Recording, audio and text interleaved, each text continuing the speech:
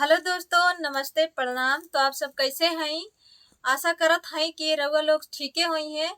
और हमारे चैनल कमलेश निषाद में आप सबका स्वागत बा। और रउआ लोग के बीच हम एक छठी मैया के गीत लेकर आइल बानी और आप सब ढेर सारा सपोर्ट करी हैं। और चलिए हम सुनाते हैं।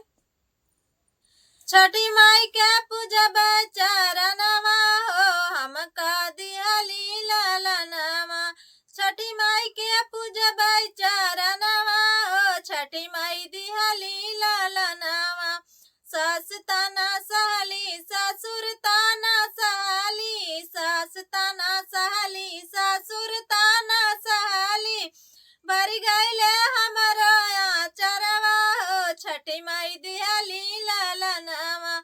भर गईले हमरो आचरवा हो, छठी माई दिहली ललनवा। जेठ ताना सहली जेठान ताना सहली, जेठ ताना सहली जेठान ताना सहली।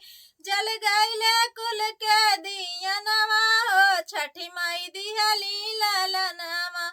जल गईले कुल के दियनवा हो, छठी माई दिहली ललनवा। ननद ताना सहली देवर ताना सहली, ननद ताना सहली देवर ताना सहली। भराई में डाल दौरवा हो, छठी माई दिहली ललनवा।